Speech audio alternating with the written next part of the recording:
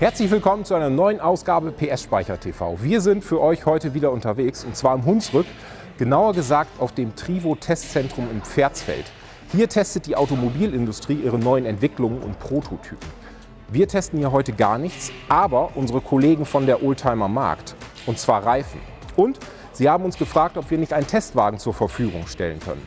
Das haben wir natürlich gerne gemacht.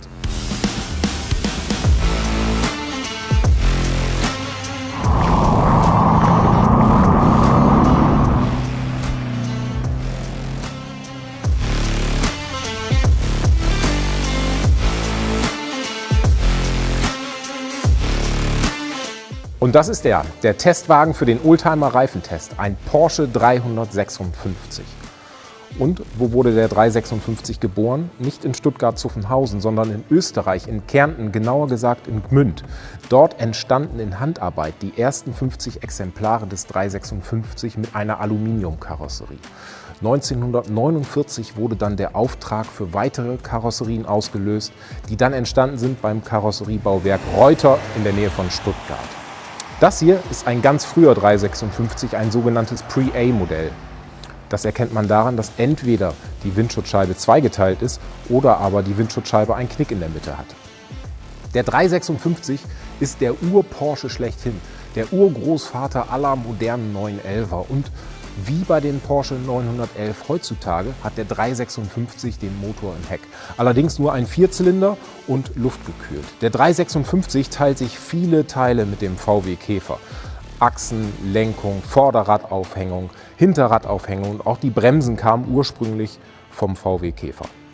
Unser Porsche 356 ist Baujahr 1953 und er wurde von Max Hoffman, dem bekannten Volkswagen- und Porsche-Importeur, nach Amerika importiert, wo er in New York das erste Mal zugelassen wurde. Ursprünglich arbeitete im Heck ein 1500 Kubikzentimeter Motor, der im Laufe der Jahre ersetzt wurde durch den 1600er Motor.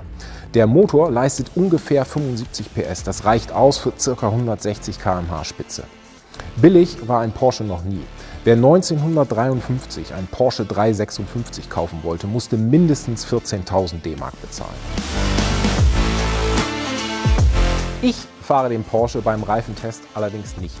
Ich überlasse den Platz hinterm Lenkrad jemand anderem, jemand, der weiß, was er tut. Er ist zweifacher Rallye-Weltmeister, hat viermal die Monte Carlo gewonnen auf 4 unterschiedlichen Fabrikaten und gilt als einer der besten Rallye-Piloten überhaupt. Walter Röhrl.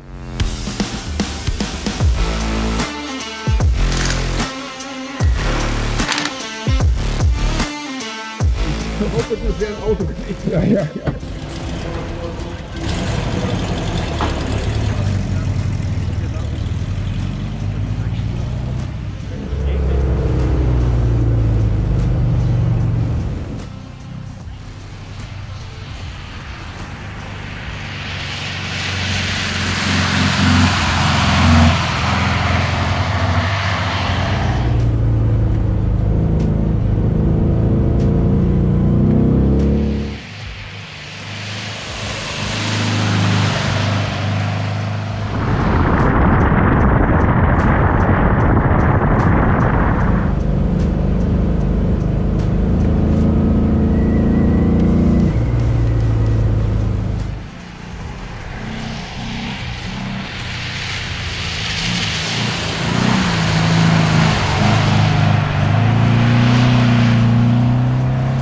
Hallo Herr Röhrl, danke, dass Sie sich die Zeit genommen haben.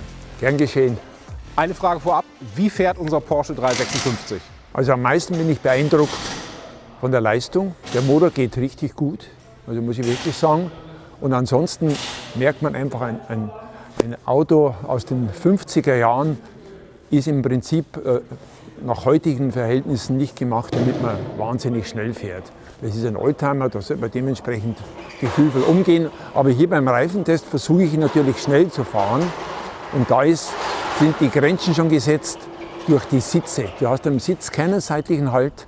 Das heißt, du hast kein Lenkrad, sondern du hast ein Festhalterad, wo du dich festhalten musst, damit du nicht am Beifahrersitz, das macht es dann von automatisch, sagst du, das hat keinen Sinn, ich muss schön dahin cruisen.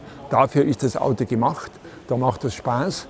Aber ich bin überzeugt, technisch würde es das schon aushalten, dass man schnell fährt. Also auf einer Autobahn, auf einer schönen Bundesstraße, aber auf einer Teststrecke, wenn man auf Zeit fährt, ist der Sitz, macht schon das Limit vom Schnellfahren. Das ist ein ganz früher Porsche, ein klassischer Porsche, luftgekühlter Heckmotor. Das ist sozusagen der Urtyp. Wie viel von dieser ursprünglichen Porsche-DNA, von dieser frühen Porsche-DNA, steckt noch in einem aktuellen Porsche, mit dem man ja wesentlich schneller unterwegs ist? Absolut. Der wichtigste DNA ist, wo sitzt der Motor? Der sitzt heute noch genauso hinten im Heck wie damals. Was natürlich den Vorteil bringt, dass die Autos eine wahnsinnig gute Traktion haben. Das war auch die Überlegung damals von dem Herrn Porsche, der sagt, ich brauche ein Auto, das immer geht, das im Winter den Berg hochkommt. Traktion ist wichtig und ich brauche Platz im Auto und da ist da hinten der Motorstern da am wenigsten. Also die Philosophie wurde konsequent weiterentwickelt, aber im Prinzip ist das große Konzept immer noch das gleiche. Und man darf nicht vergessen, wir müssen das Auto ja vergleichen mit einem VW Käfer mit 24 PS. Da war das natürlich ein Rennauto dagegen. Man vergisst es natürlich heute, wenn man in so einem Auto sitzt. Was das Auto damals schon konnte, das ist beeindruckend. Wir sind hier für einen Reifentest. Wie wichtig ist eine gute Bereifung bei so einem alten Auto? Ich weiß, viele Oldtimer-Besitzer kaufen eher das teure Motoröl, sparen aber den einen oder anderen Euro bei der Bereifung. Wie wichtig ist ein guter Reifen? Das wäre vielleicht umgekehrt viel wichtiger. Der Reifen ist die einzige Möglichkeit, eben Kraft auf die Straße zu übertragen. Und nachdem diese alten Reifen natürlich technisch bei weitem nicht auf dem Stand sind von heute, ist der Reifen noch viel wichtiger. Dass der Reifen wirklich gut ist, dass er verzeiht, was das Fahrwerk nicht kann. Und da bin ich der Meinung, ist so ein Reifentest sehr wichtig, dass man den Leuten die richtige Entscheidung geben kann, was ist der richtige Reifen. Auch insbesondere also bei so einem Wetter wie heute, wenn es Regen hat, wenn es nass ist, ist es ganz wichtig, dass man einen Reifen hat, der einfach die Kraft, Bremsen, Lenken sicher überträgt. Nimmt man eher Allwetterreifen oder eine Kombination aus Sommer- und Winterbereifung? Also ich bin der Meinung, nachdem so Oldtimer hauptsächlich bei schönem Wetter bewegt werden, sollte man wirklich den Hauptfokus auf schönes Wetter, auf trockene Straßen legen. Ja. Weil die meisten Leute sagen, wenn es regnet, tue ich mein Auto gar nicht raus. Aber die richtig guten Reifen können sowohl das Trocken sehr gut, wie auch das Nass. Wir sind also hier zum Beispiel einen Reifen gefahren, der Pirelli, das finde ich, der kann alles. Die Jungs wechseln gerade die Reifen, die machen einen neuen Satz Reifen drauf. Sie gehen gleich wieder auf die Strecke. Vielen Dank, dass Sie sich die Zeit genommen haben. Gern genommen, auch für mich interessant, wieder mal diese Reise in die Vergangenheit. Damit fühle ich mich wieder 40 Jahre jünger.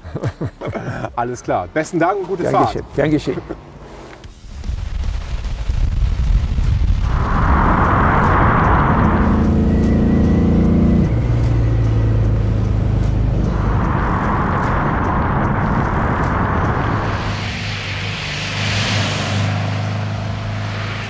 Reifen sind wichtig. Spart nicht an den Reifen, egal ob ihr Allwetterreifen, Sommerreifen oder Winterreifen fahrt. Das haben wir gerade gehört. Unser Reifentest ist jetzt beendet. Und wenn ihr das Ergebnis kennenlernen wollt, dann kauft euch die aktuelle Ausgabe der Oldtimer Markt.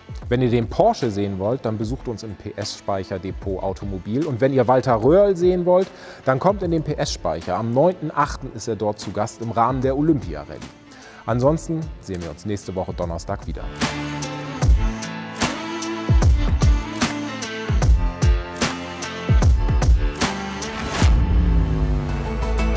Unterstützen Sie den PS-Speicher und werden Sie Mitglied bei den Förderfreunden PS-Speicher.